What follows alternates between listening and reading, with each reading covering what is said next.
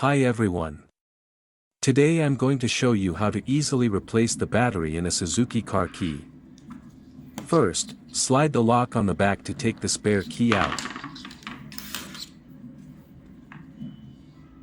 You can try twisting a screwdriver left and right to release the cover, but it didn't really help me.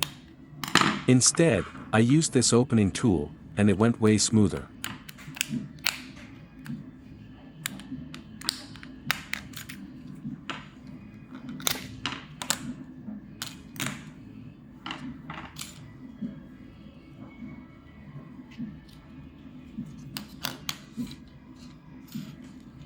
Make sure to use quality CR2032 batteries, because the original ones that came with the car are pretty poor quality.